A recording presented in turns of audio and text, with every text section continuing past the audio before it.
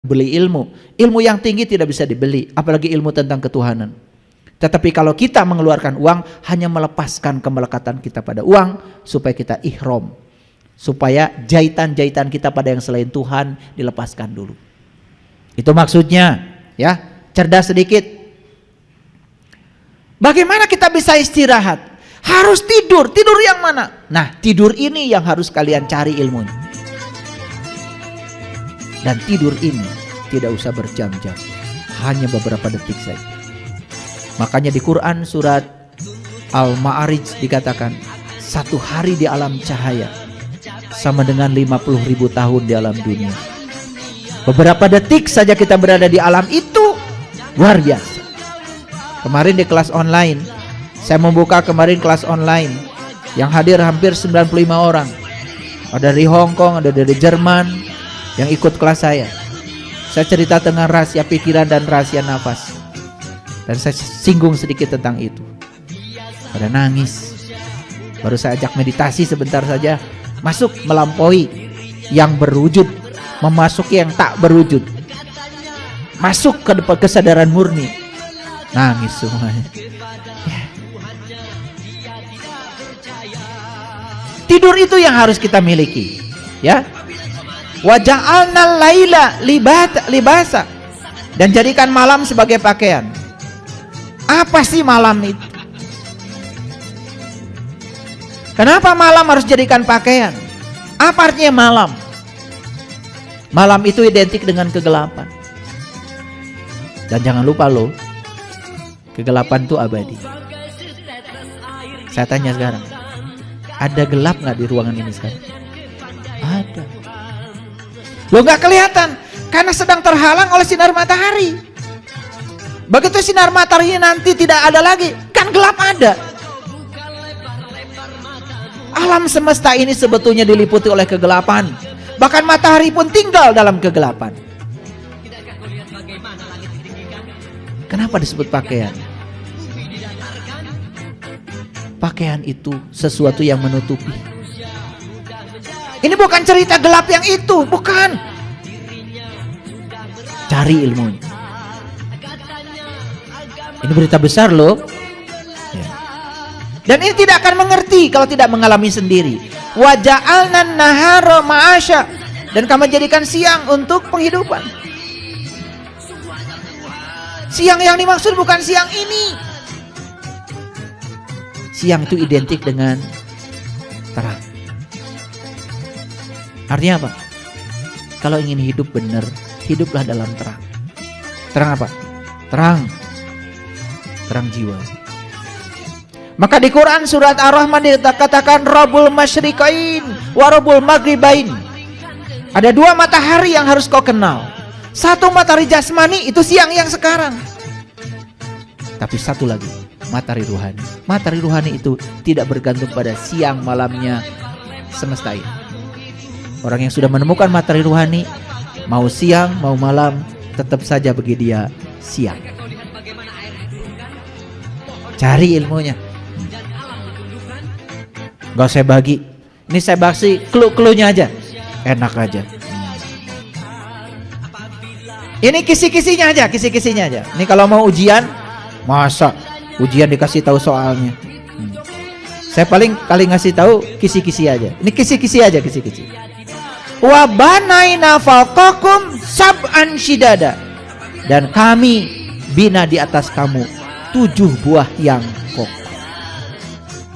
Loh kok 7 bukan 8? Kok ini sama dengan tawaf 7?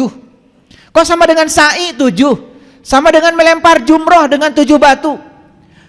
Kok sama ya dengan 7 ayat Al-Fatihah 7 juga? Cari. Gak saya kasih tahu.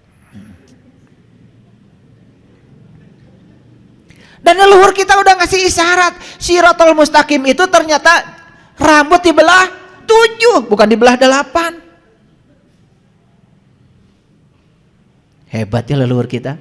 Berarti leluhur kita ilmunya sudah sampai. Di ayat lain Allah mengatakan, ya, tentang yang 7 ini banyak sekali. Aku sudah menunjukkan 7 jalan kepadamu. Itu dalam Quran surat Al-Mu'minun. Dan di ayat ini Allah mengatakan wa banaina fawqakum sab'an shidada. Dan kami bina di atas kamu 7 buah yang amat kokoh. Cari itu. Itu jalannya.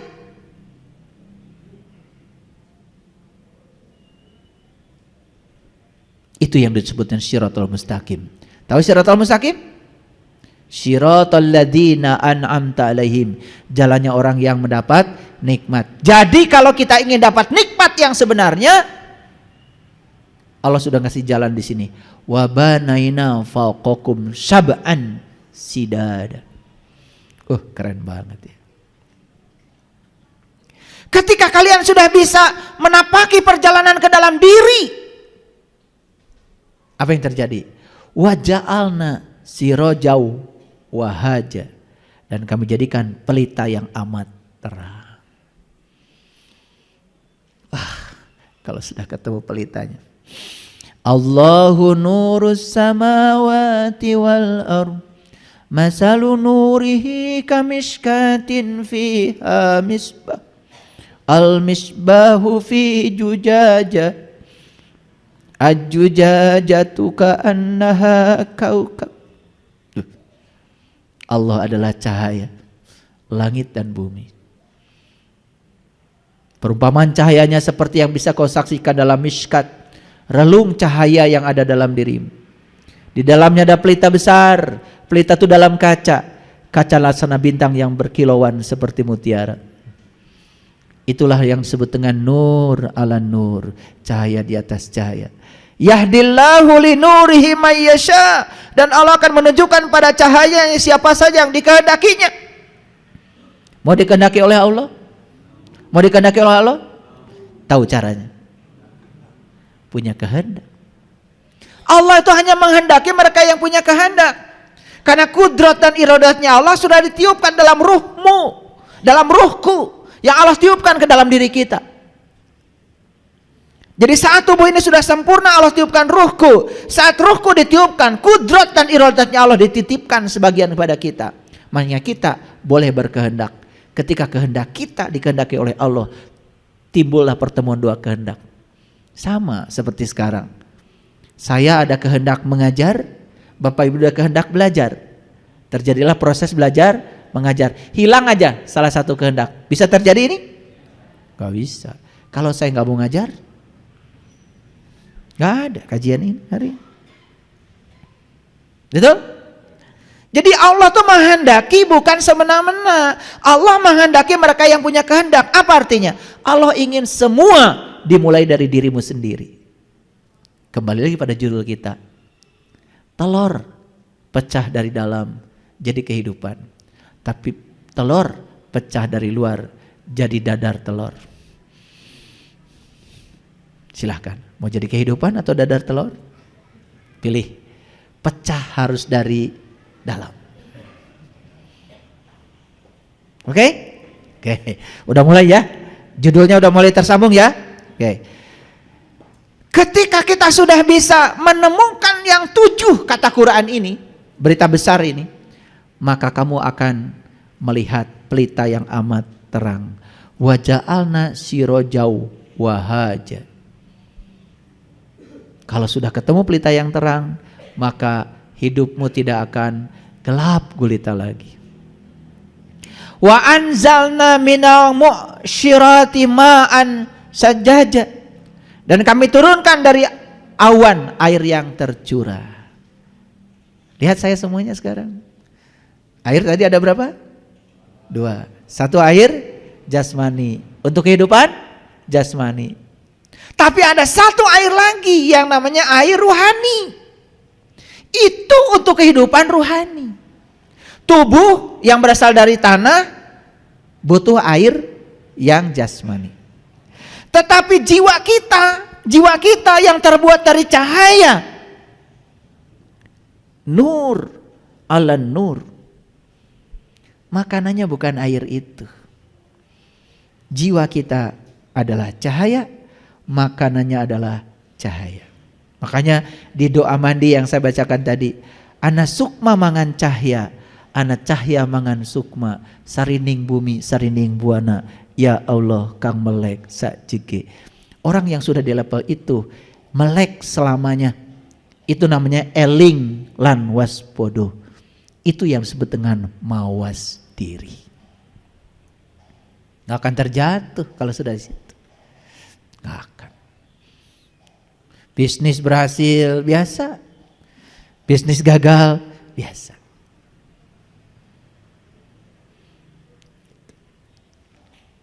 Badan sehat biasa, banyak uang biasa. Gitu. Paham ya? Nah, jadi sudah biasa aja di segala situasi, udah tenang. Itu yang disebut dengan sudah mencapai ketenangan jiwa. Itu yang dipanggil oleh Allah, ya ayyatuhan nafsul mutmainah. Itu nafs yang sudah mutmainah, yang sudah damai. Gitu. Jadi kami turunkan dari awan air yang tercurah. Tentu saja. Awan itu apa? Tahu awan? Tahu awan? Apa kalau tahu? Awan itu cuma dua. Ada yang putih, ada yang hitam. Betul? Jadi orang yang sudah sampai di kesadaran ini, mau putih, mau hitam, mau dikehendaki atau tidak dikehendaki, selalu tercurah hikmah bagi dirinya. Gitu.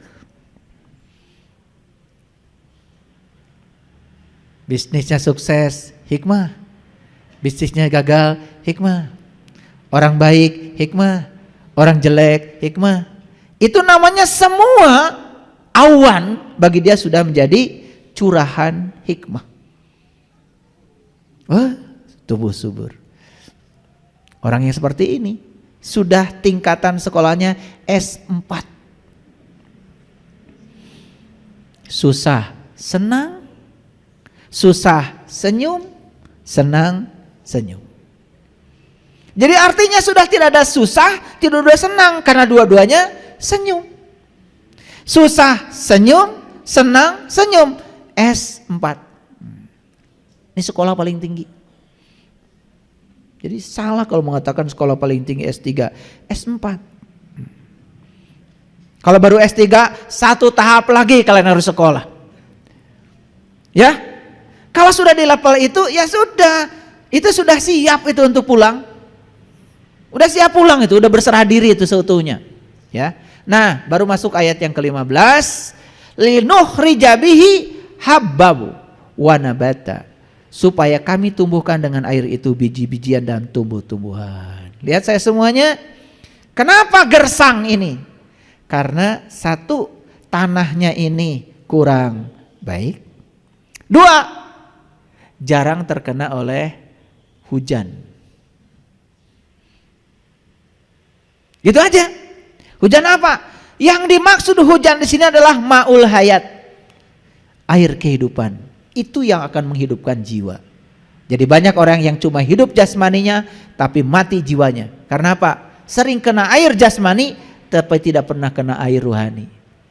Wudunya hanya kena air jasmani, air ruhaninya tidak pernah kena. Lihat kata-kata Rasul, ketika air jasmani nempel di wajahnya, doa beliau apa? Ya Allah, putihkan wajahku dengan cahaya. Padahal air yang nempel ke sini kan air dari air wudhu. Tapi doanya kenapa tidak mengatakan, ya Allah putihkan wajahku dengan air wudhu ini? Yang nempel di sini air wudhu, tetapi yang meluncur dari mulutnya beliau, ya Allah putihkan wajahku dengan cahaya. Paham ya?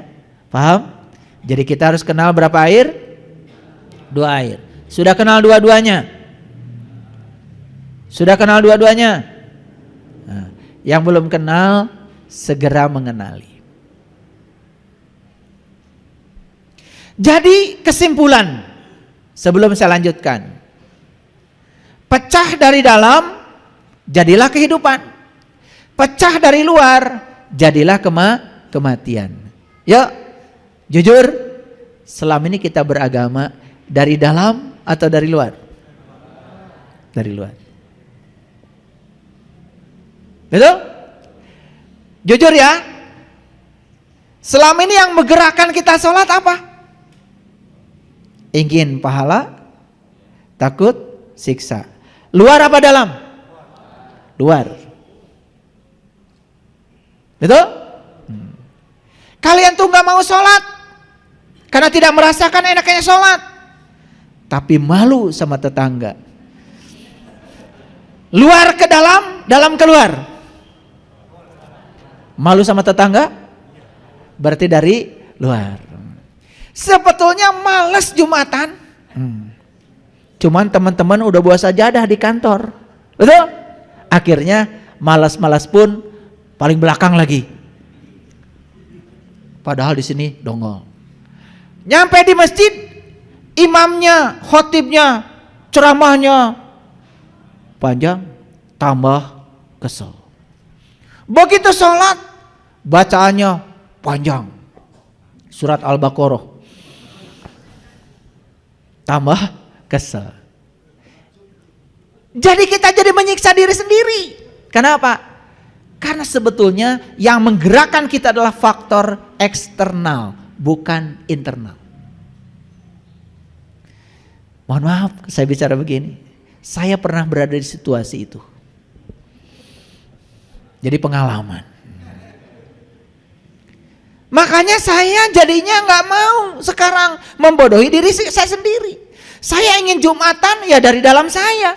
Saya ingin sholat dari dalam saya. Saya ingin tahajud dari dalam saya. Sekarang semuanya sudah dari dalam. Maka tumbuh suburlah semua biji-bijian yang ada di sini. Paham? Oke.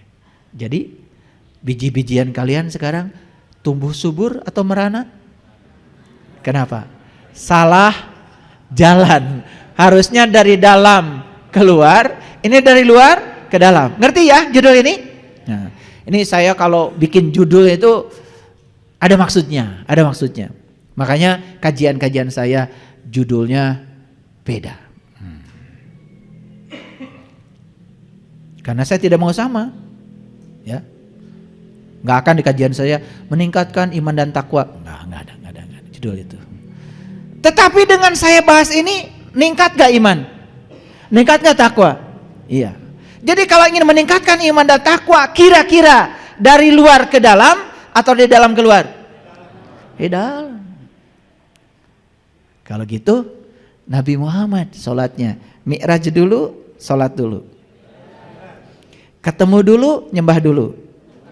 Nah, dari dalam keluar atau dari luar ke dalam? Dalam keluar. Kalian? Umatnya siapa? Maaf ya, maaf. Kadang-kadang kita ini ngaku-ngaku umatnya, tetapi kita tidak mengikuti jalannya. Harusnya kita ikutin dong jalannya beliau. Betul nggak? Itu. Makanya kata Nabi kan, sholatlah kalian sebagaimana kau lihat aku sholat. Apakah sholat kita sudah seperti sholatnya Nabi? Lahirnya saja sudah kacau. Takbirnya kemana? Rukunya kemana? Apalagi batinnya. Betul apa tidak? Nah, yuk perbaiki lahir batinnya. Kalau sudah sampai di level itu, nikmat. Nah, sekarang masuk pada renungan. Orang bijaksana mengubah pikirannya, tapi orang bodoh tidak. Kira-kira kita termasuk bijaksana atau bodoh? Belum ngerti ya? Oke, kalau belum mengerti gini. Ada orang pinjam uang sama kita 3 hari, janji belum mengembalikan. Ya? Mana yang kita lakukan? Mengubah pikiran atau memaksa orang supaya dia bayar? Ini udah mulai tidak jujur ini. Udah mulai tidak jujur. Tapi kerasa ke sayanya langsung nih. Jawab yang benar, yang jujur. Mengubah pikiran atau memaksa orang? Bijaksana apa bodoh? Nah, itu harus pakai contoh. Kalau orang bijaksana mengubah pikirannya. Pikirannya gini, pasti nanti juga kalau dia udah punya duit pasti dikembalikan dong. Gitu. Yang diubah pikiran dia, bukan memaksa orang. Enak gak mengubah pikiran? Enak. Udahlah, saya doakan saja.